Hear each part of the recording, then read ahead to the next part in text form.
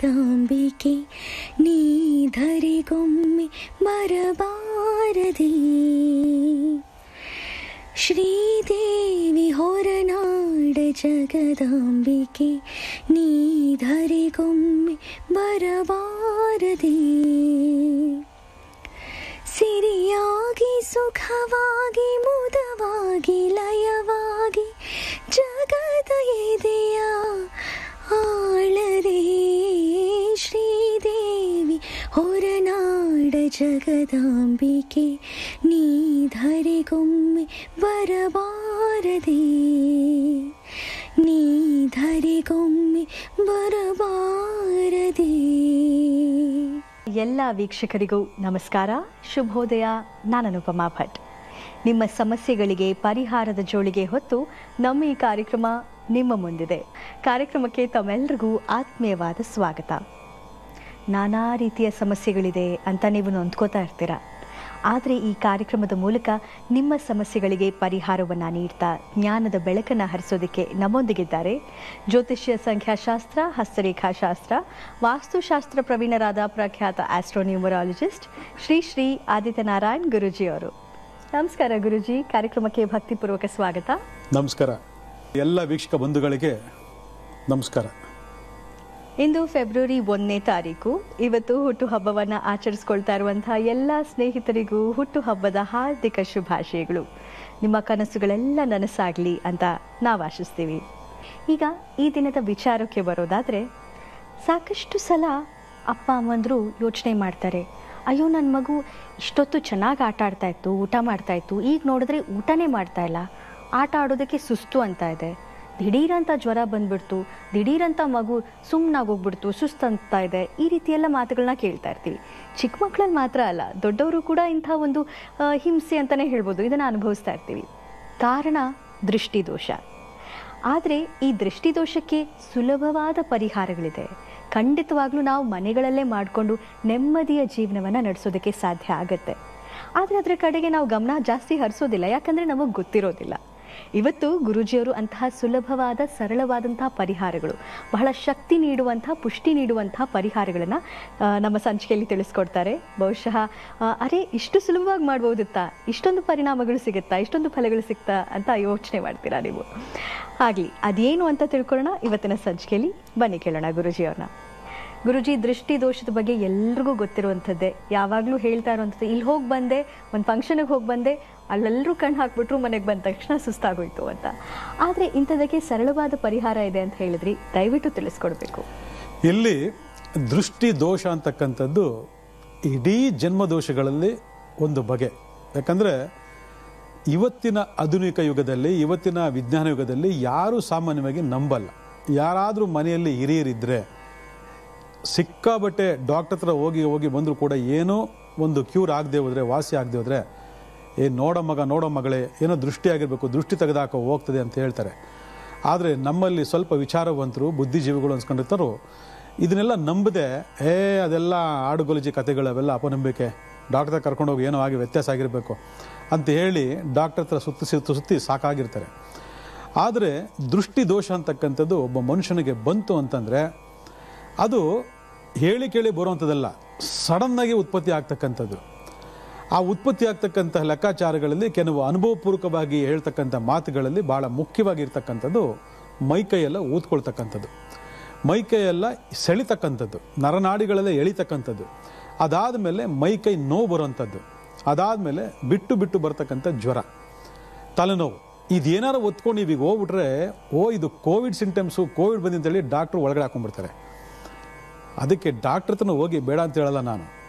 ಆದರೆ ಈ ಬಿಟ್ಟು ಬಿಟ್ಟು ಬರ್ತಕ್ಕಂಥ ಜ್ವರ, ಮೈಕೈ, ಈ ನರಗಳ ಸೆಳೆತ, ಮತ್ತು ಸಡನ್ನಾಗಿ ಆಗ್ತಕ್ಕಂತಹ ಲೂಸ್ ಮೋಷನ್, ಬೇದಿ ಮತ್ತು ವಾಂತಿ, ಇವೆಲ್ಲ ಏನಾಗುತ್ತೆ, ಭಾಳಷ್ಟು ವಿಚಾರಗಳನ್ನು ನಮ್ಗೆ ಹೇಳ್ಕೊಡ್ತದೆ.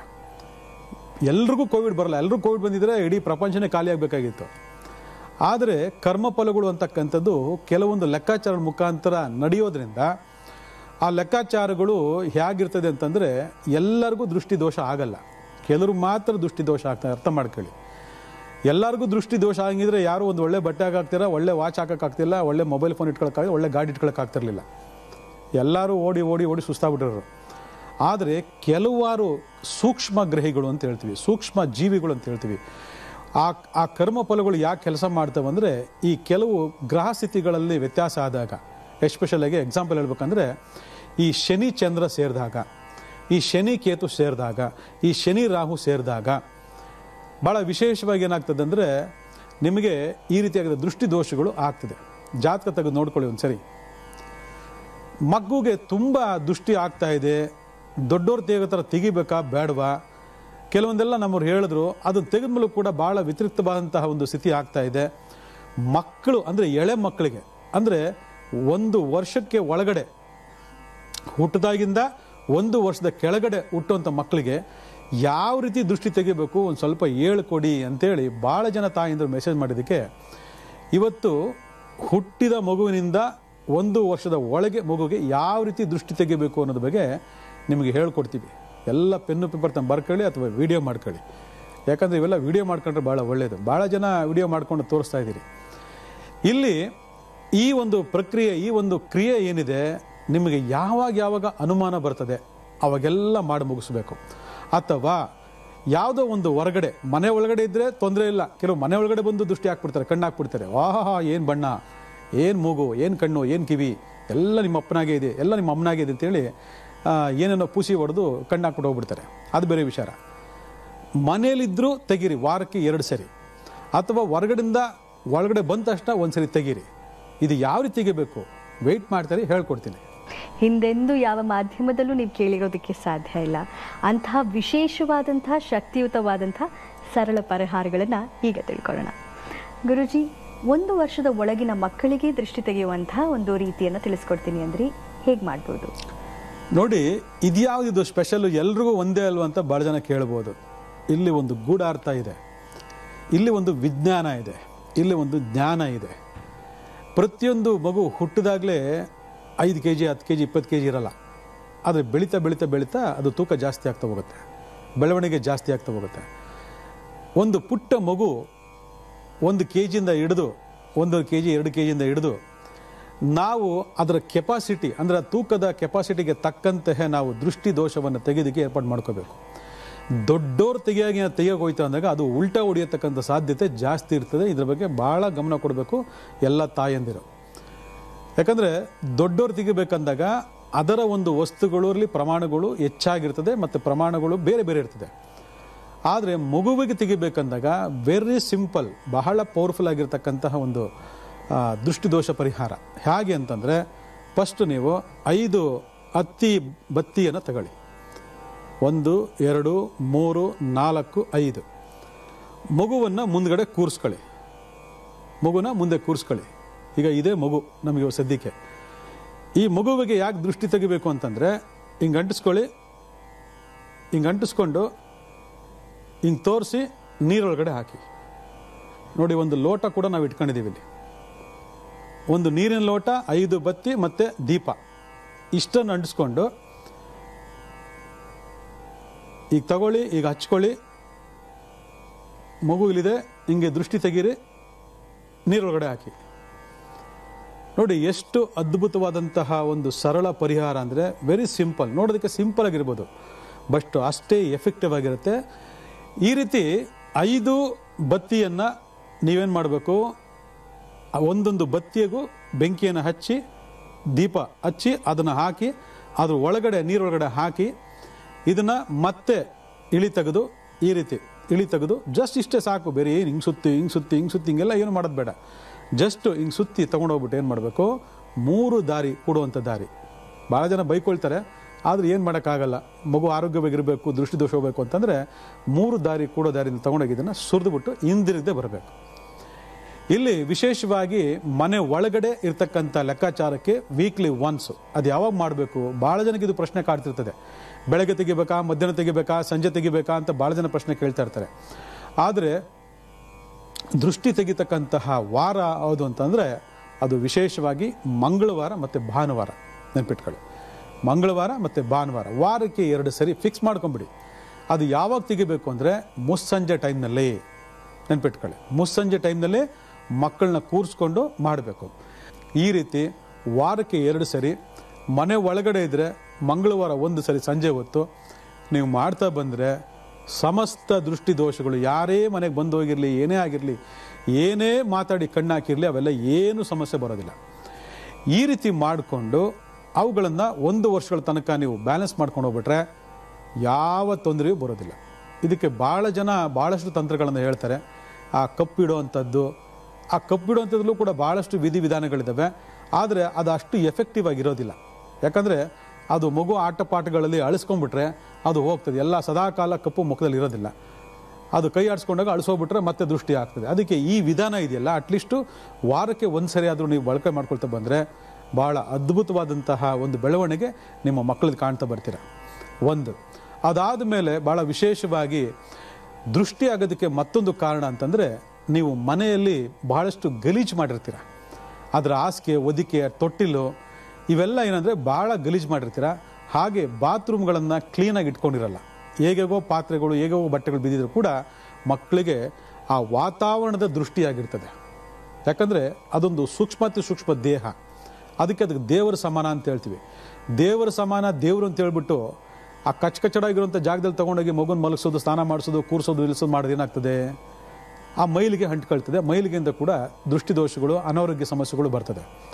ಅದರಿಂದ ಆ ಮಗುವಿಗೆ ನೋಟದಿಂದ ಆಗ್ತಕ್ಕಂಥ ದೃಷ್ಟಿಗಿಂತ ವಾತಾವರಣದ ದೃಷ್ಟಿಯೇ ಹೆಚ್ಚೆಚ್ಚು ಬಾಧಿತವಾಗಿದೆ ಅನ್ನೋದು ಇವತ್ತು ಭಾಳಷ್ಟು ಸಂಶೋಧನೆಗಳಿಂದ ಸಾಬೀತಾಗಿದೆ. ಅದು ಕೂಡ ಒಪ್ಕೊಂಡಿದೆ ಕೂಡ ವಿಜ್ಞಾನ.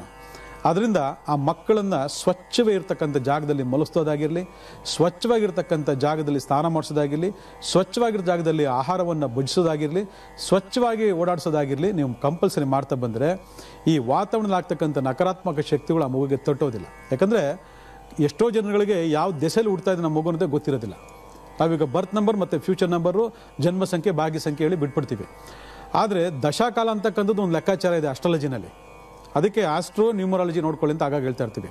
ಆ ದಶಾಕಾಲದಲ್ಲಿ ಏನಾದರೂ ರಾಹು ದಶೆ ರಾಹು ಭಕ್ತಿ, ಕೇತು ದಶೆ ಕೇತು ಭಕ್ತಿ ಈ ಥರ ಸ್ಟಾರ್ಟ್ ಆಯಿತು, ಅಥವಾ ರಾಹು ಚಂದ್ರ ಭಕ್ತಿ ಅಂತಂದ್ರೂ ಕೂಡ ಮುಗದೇ ಹೋಯಿತು. ಆವಾಗ ಈ ನಾನಾ ರೀತಿಯಾಗಿರ್ತಕ್ಕಂತಹ ನೆಗೆಟಿವ್ ಎನರ್ಜಿಗಳು ಆ ಮಕ್ಕಳಿಗೆ ಅಪ್ಲೈ ಆಗ್ತಾನೆ ಇರ್ತದೆ. ಚಂದ್ರದೇಶ ರಾಹು ದೇಶ ಚಂದ್ರ ಭುಕ್ತಿ, ಅಥವಾ ಚಂದ್ರ ದೇಶ ರಾಹು ಭುಕ್ತಿ ಬಂದರೆ ನೆನ್ಪಿಟ್ಕೊಳ್ಳಿ.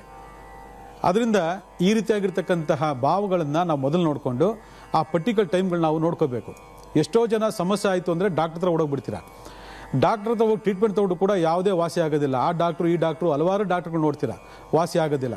ಆದರೆ ಸಣ್ಣ 5 ಬತ್ತಿಯಿಂದ ಅವರ ಸಂಪೂರ್ಣ ಆರೋಗ್ಯವನ್ನು ನಾವು ಸರಿ ಮಾಡಿಬಿಡ್ಬೋದು. ಎಷ್ಟು ಅದ್ಭುತವಾಗಿರ್ತಕ್ಕಂಥ ರೆಮಿಡಿ. ನೀವೊಂದ್ಸರಿ ಪರಾಮರ್ಶೆ ಮಾಡಿ. ಅದಕ್ಕೆ ಆವತ್ತಿನ ಕಾಲದಲ್ಲ ಮಕ್ಕಳಿಗೆ ಸ್ನಾನಗಳನ್ನು ಮಾಡಿಸಿ ಧೂಪಗಳನ್ನು ಹಾಕ್ತಿದ್ರು. ಧೂಪಗಳು ಹಾಕ್ತಕ್ಕಂಥ ವೈಶಿಷ್ಟ್ಯತೆ ಯಾವ ಮನೇಲಿ ನೋಡ್ತಾ ಇಲ್ಲ ನಾನು. ಅದೆಲ್ಲ ಮರ್ತೋಗಿದ್ರಿ ಇವತ್ತು. ಭಾಳ ಜನ ಮರ್ತೋಗಿದ್ದೀರಿ. ಯಾಕಂದರೆ ಮಾರ್ಕೆಟಲ್ಲಿ ಸಿಗ್ತಕ್ಕಂಥ ಎಲ್ಲ ಧೂಪ ಕೂಡ ಕೆಮಿಕಲ್ಸ್ ಇವತ್ತು. ಅದು ವಾಸನೆ ನೋಡಿದ್ರೆ ಓಡೋಬೇಡ ಅನಿಸುತ್ತೆ. ಒರಿಜಿನಾಲಿಟಿ ಎಲ್ಲೂ ಇಲ್ಲ ಇವತ್ತು.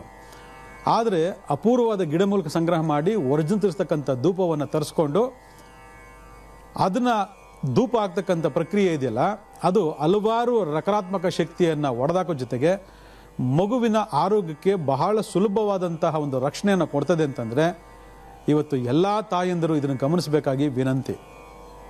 ನಮ್ಮಲ್ಲಿ ಭಾಳ ಜನ ಈ ಬಜೆಯನ್ನು ಮರ್ತುಬಿಟ್ಟಿದ್ದಾರೆ.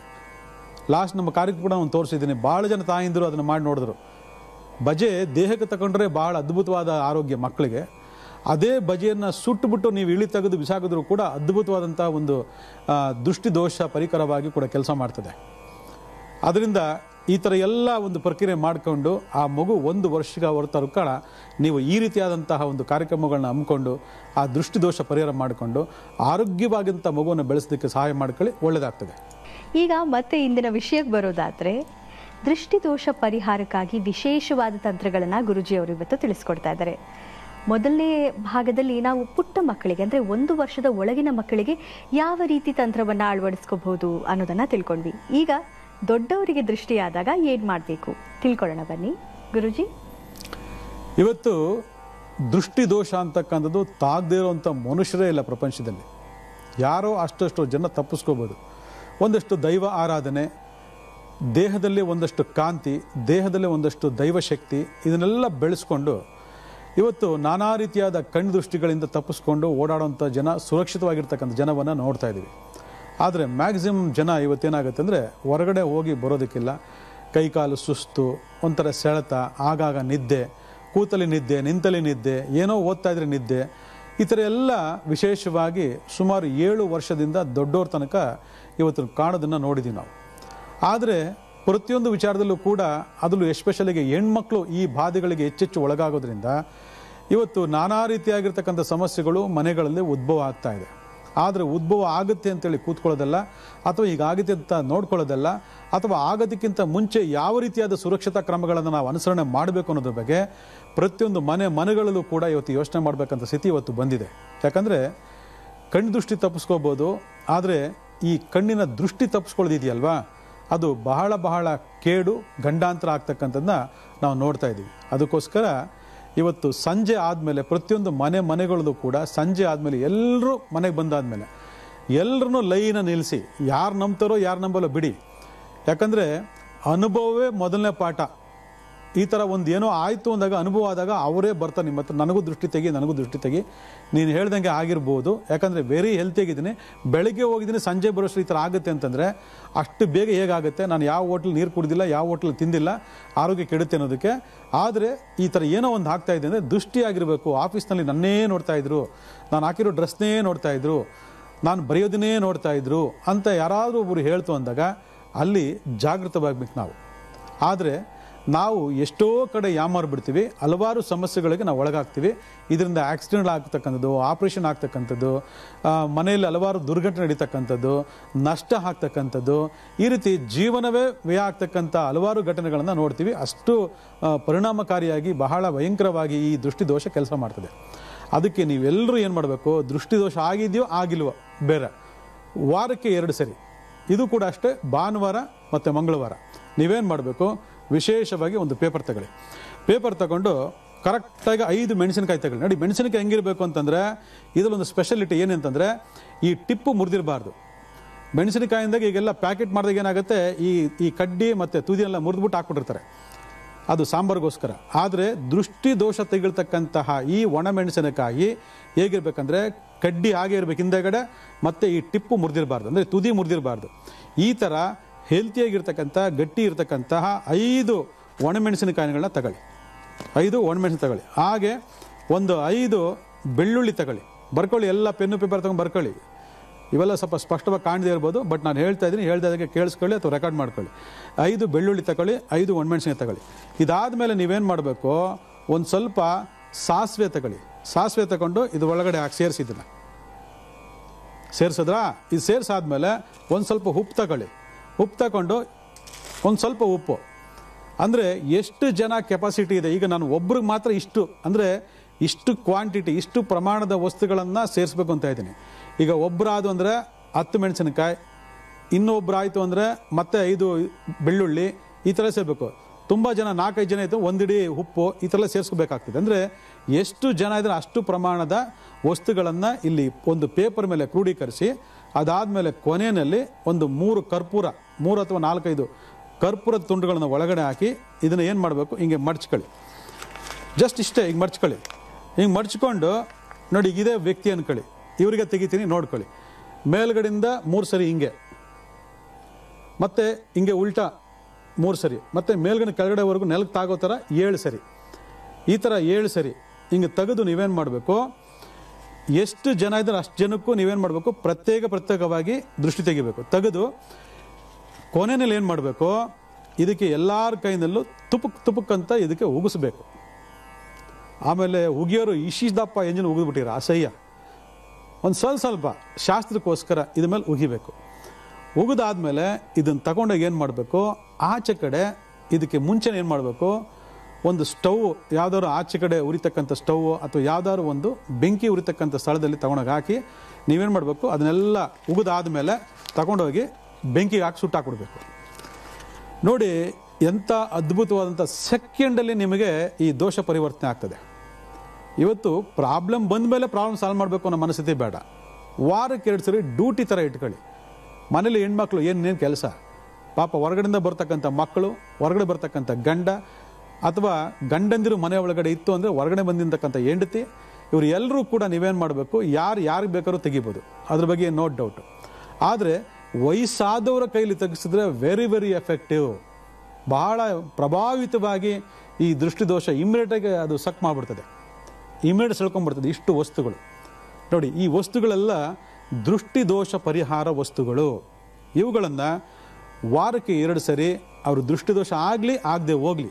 ಕೆಲವರಿಗೆ ದೇಹ ಚೈತನ್ಯ ಪವರ್ಫುಲ್ ಆಗಿದ್ದಾಗ, ಅಂದರೆ ಆ ಬಾಡಿನಲ್ಲಿ ಆ ರೆಸಿಸ್ಟೆನ್ಸ್ ಪವರ್ ಜಾಸ್ತಿ ಇದ್ದಾಗ ಏನಾಗ್ತದೆ, ಇವತ್ತು ಆಗಿರೋ ದೃಷ್ಟಿ ನಾಳೆ ಕಾಣಿಸ್ಕೋಬೋದು, ಇವತ್ತಾಗಿರೋ ದೃಷ್ಟಿ 2 ದಿವಸ ಕಾಣಿಸ್ಕೋಬೋದು, ಇವತ್ತಾಗಿರೋ ದೃಷ್ಟಿ ವಾರಕ್ಕೆ ಕಾಣಿಸ್ಕೋಬೋದು. ಇದಕ್ಕಿದ್ದಂಗೆ ವಾಂತಿ ಭೇದಿ ಶುರು ಆಗ್ಬಿಟ್ರೆ, ಜ್ವರ ಬಂದ್ಬಿಟ್ಟು ತಲೆನೋವು ಬಂದ್ಬಿಟ್ರೆ ಅವಾಗ ಓಡೋಗ್ಬಿಡ್ತೀವಿ ದಿಢೀರಂತ. ಆದರೆ ಈ ಪ್ರಕ್ರಿಯೆಯನ್ನು ಮಾಡ್ತಾ ಇದ್ರೆ 2 ದಿವಸಕ್ಕೋ 3 ದಿವಸಕ್ಕೋ ಬರ್ತಕ್ಕಂಥ ದೃಷ್ಟಿ ಏನಾಗುತ್ತೆ, ಇಲ್ಲೇ ಕಟ್ಟಾಗೋಗ್ತದೆ. ಮಕ್ಕಳು ಮರಿ ದೊಡ್ಡವರೆಲ್ಲ ಹೆಲ್ತಿಯಾಗಿರ್ತಾರೆ. ಇದಕ್ಕೇನು ಜಾಸ್ತಿ ಏನು ಖರ್ಚಾಗಲ್ಲಪ್ಪ. 5 ಮೆಣಸಿನಕಾಯಿ, 5 ಬೆಳ್ಳುಳ್ಳಿ, 1 ಇಡೀ ಉಪ್ಪು, 1 ಸಾಸಿವೆ, 3 ಕರ್ಪೂರ, ಎಷ್ಟು ಆಗ್ತದೆ ಇದರಲ್ಲಿ. ಹಾಸ್ಪಿಟ್ಲ್ ತೊಗೊಂಡೋದ್ರೆ ಸಾವಿರಾರು ರೂಪಾಯಿ ಕುಕ್ಬೇಕಾ? ಆ ಸ್ಕ್ಯಾನು, ಈ ಸ್ಕ್ಯಾನು, ಆ ಟೆಸ್ಟು, ಈ ಟೆಸ್ಟು ಎಲ್ಲ ಮಾಡಿ ಬಡ್ದು ಬಾಯಿಗೆ ಹಾಕೊಂಡ್ಬಿಡ್ತಾರೆ. ಅದರಿಂದ ಮೊದಲು ಈ ಕ್ರಿಯೆಗಳನ್ನು ಮಾಡಿಕೊಂಡು ಬೇರೆ ಯಾವುದೇ ವ್ಯತ್ಯಾಸಗಳು ಮೆಡಿಕಲಿಂದ ಆಗಿದೆಯಾ, ಆಹಾರದಿಂದ ಆಗಿದೆಯಾ, ಗ್ರಹ ದೋಷಗಳಿಂದ ಆಗಿದೆಯಾ, ಇವೆಲ್ಲ ತಿಳ್ಕೊಳ್ಳಿ. ನಾನು ಆಗಲಿ ಹೇಳ್ದಂಗೇನು, ರಾಹು ದಶೆ ರಾಹು ಭುಕ್ತಿ, ಚಂದ್ರ ದಶೆ ರಾಹು ಭುಕ್ತಿ, ಅಥವಾ ರಾಹು ದಶೆ ಚಂದ್ರ ಭುಕ್ತಿ, ಅಥವಾ ಚಂದ್ರ ದಶೆ ಶನಿ ಭುಕ್ತಿ, ಇಂಥ ಒಂದು ಸಮಯಗಳಲ್ಲಿ ಇದು ಹೆಚ್ಚೆಚ್ಚು ಪರಿಣಾಮಕಾರಿ ಕೆಲಸ ಮಾಡ್ತಿದೆ. ಶನಿ ದಶೆ ಯಾವ ನಡೀತಿದೆ ಅಂಥ ಟೈಮಲ್ಲಿ ಹೆಚ್ಚೆಚ್ಚು ಕೆಲಸ ಮಾಡ್ತಿರ್ತದೆ. ಕೇತು ದಶೆ ಬಂದಾಗ ಕೆಲಸ ಮಾಡ್ತಿರ್ತದೆ. ಅದರಿಂದ ಈ ಒಂದು ಸರಳವಾದಂಥ, ಸುಲಭವಾದಂಥ, ಪವರ್ಫುಲ್ ಆಗಿರ್ತಕ್ಕಂಥ ಈ ದೃಷ್ಟಿದೋಷ ಪರಿಹಾರವನ್ನು ಮನೆಗಳಲ್ಲಿ ಎಲ್ಲರೂ ಅಳವಡಿಸ್ಕೊಳ್ಳಿ. ಒಳ್ಳೆಯದಾಗಲಿ. ವಿಶೇಷವಾದ ತಂತ್ರವನ್ನ ಗುರೂಜಿಯವರು ಇವತ್ತು ತಿಳಿಸ್ಕೊಟ್ರು ದೃಷ್ಟಿ ದೋಷ ಪರಿಹಾರಕ್ಕಾಗಿ. ಖಂಡಿತವಾಗ್ಲೂ ಪಾಲಿಸಿ, ಇದರಿಂದ ಬರುವಂತಹ ಆ ಶುಭ ಫಲಗಳನ್ನು ನಮಗೆ ವಾಟ್ಸಾಪ್ ಮೂಲಕ ತಿಳಿಸಿ ಅಂತ ಹೇಳ್ತಾ, ಗುರೂಜಿ ವಿಶೇಷವಾದ ಮಾಹಿತಿಯನ್ನು ಇವತ್ತು ಕೂಡ ತಿಳಿಸ್ಕೊಟ್ರಿ, ವಿಶೇಷವಾದ ತಂತ್ರಸಾರಗಳನ್ನು ಕೂಡ ತಿಳಿಸ್ಕೊಟ್ರಿ. ನಿಮಗೆ ತುಂಬ ಹೃದಯದ ಧನ್ಯವಾದಗಳು. ಧನ್ಯವಾದಗಳು ನಿಮಗೆ. ಎಲ್ಲ ವೀಕ್ಷಕ ಬಂಧುಗಳಿಗೆ ನಮಸ್ಕಾರ. ವೀಕ್ಷಕರೇ, ಇದರೊಂದಿಗೆ ಇಂದಿನ ಸಂಚಿಕೆಯನ್ನು ಮುಕ್ತಾಯಗೊಳಿಸ್ತಾ ಇದ್ದೀವಿ. ಎಲ್ಲರೂ ಆರೋಗ್ಯವನ್ನು ಚೆನ್ನಾಗಿ ನೋಡ್ಕೊಳ್ಳಿ, ಸದಾ ನಗ್ತಾ ಇರಿ. ನಮಸ್ಕಾರ, ಶುಭ ದಿನ.